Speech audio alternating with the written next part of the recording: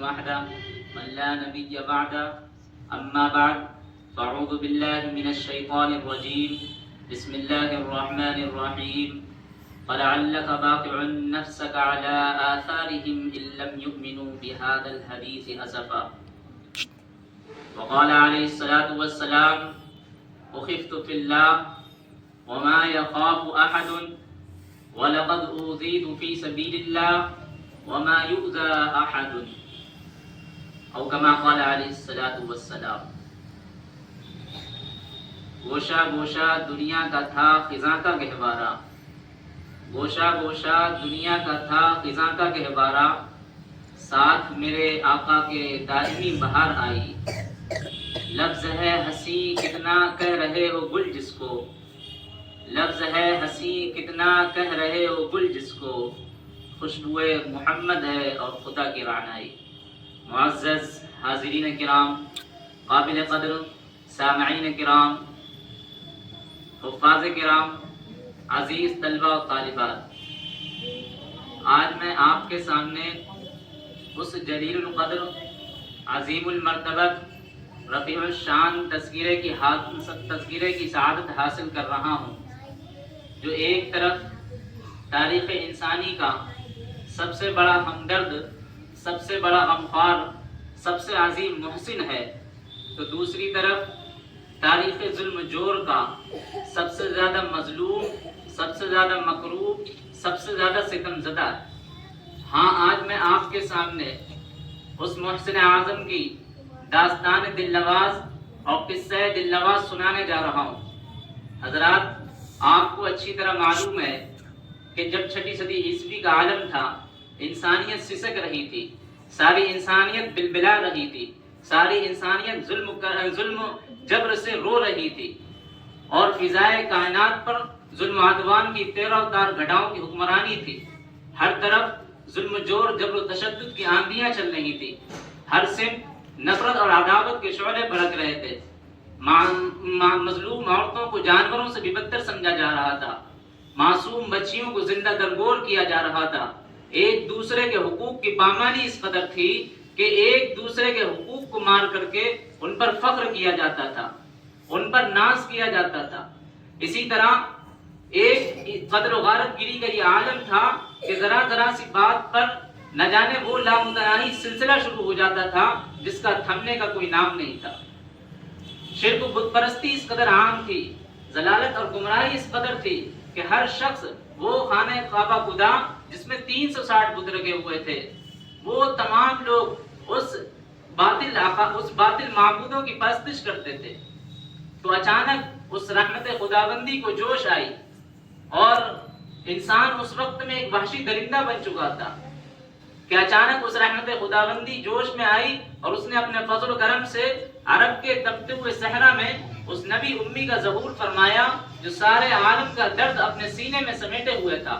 جو خنجر چلے کسی پہ تڑپتے ہم امیر کا حقیقی مصداق تھا، جو انسانیت کا غمخوار، جو مظلوموں کا مددگار، یتیموں کا والی، غلاموں کا مولا اور یتیموں کا آسرا تھا۔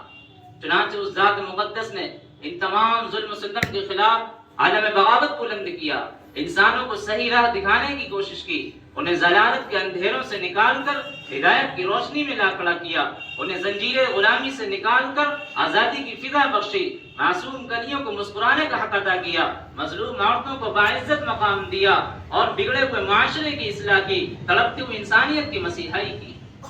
حضرات، ایسی پاکیزہ ہستی، ایسی مبارک ہستی، ایسی محترم ہستی، ایسی متبرک ہستی اس قابل تھی کہ اسے سینے سے لگایا جاتا، اسے پلکوں پہ بٹھایا جاتا، اس کے پاکیزہ جذبات کا احترام کیا جاتا، اس کے مقدس پیغام کو سمجھا جاتا، لیکن یہ خود غرض دنیا، انسانیت کی دشمن دنیا، ظلمت کی پرستار دنیا، وحشت کی بربریت کی ماری دنیا، یہ شرافت اور انسانیت کی قاتل دنیا یہ کیوں کر برداشت کر سکتی تھی؟ اسے یہ کیوں کر صبر و شکیبائی حاصل ہو سکتی تھی جب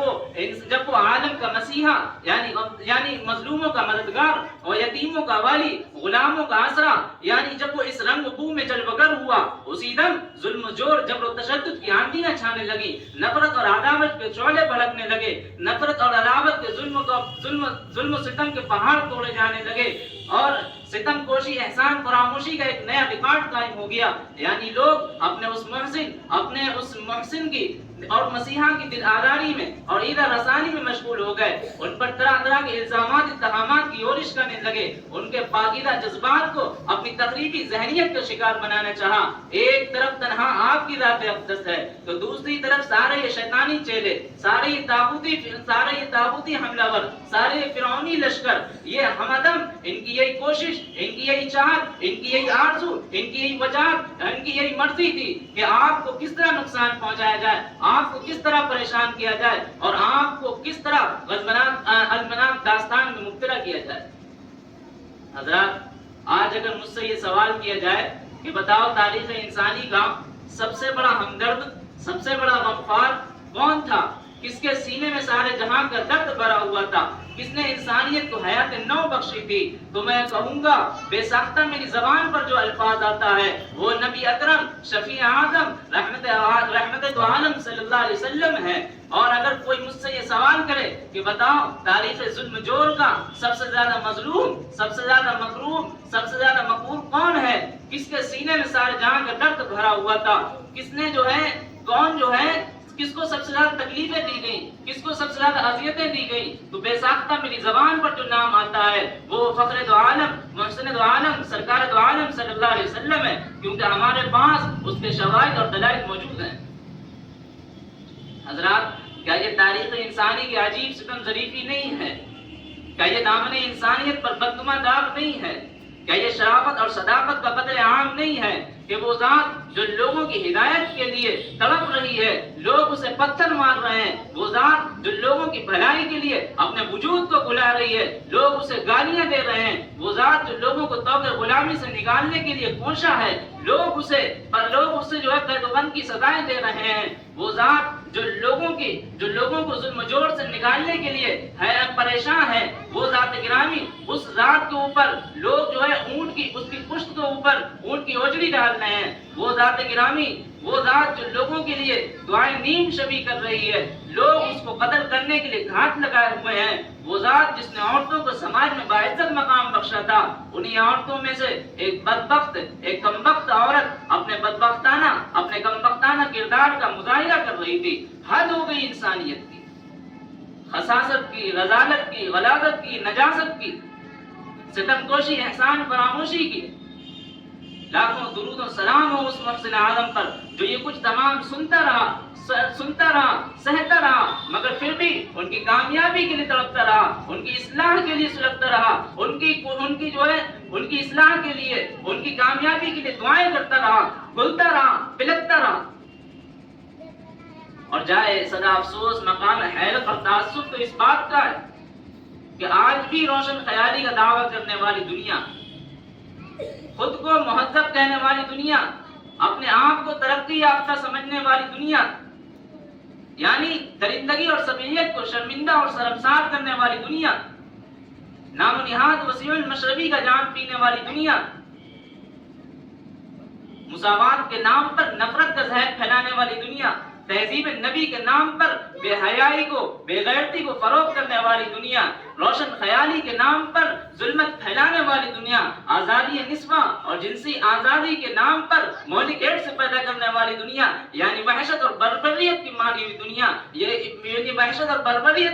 دنیا، بڑی نجاست اور غلاظت تو اس محسن آدم اور مشفق بنی آدم پر طرح طرح کے الزامات اتہامات کی یورش کر رہی ہے. آپ کے مقدس ذات کو، آپ کی بابرکت ذات کو مخدوم اور مقتول کرنے والوں کی سرپرستی اور حمایت کر رہی ہے. حضرات، ایسے وقت میں ہمارے اوپر واجب اور لازم ہو جاتا ہے کہ ہم ان کی آشفتہ سری کا مداوع فہم کریں، ان کی دریدہ ذہنی کا دندان شکن جواب دیں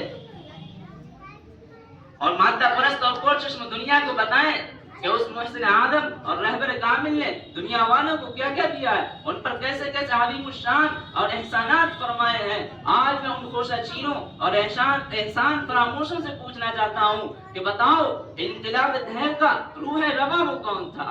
انقلاب دہر کا روح رواں وہ کون تھا؟ باعث تخلیق ہستی کن فقا وہ کون تھا؟ وہ کہ نازا جس پہ تھا خود خالق عرش عظیم، ایسا کامل اس جہاں میں زماں وہ کون تھا؟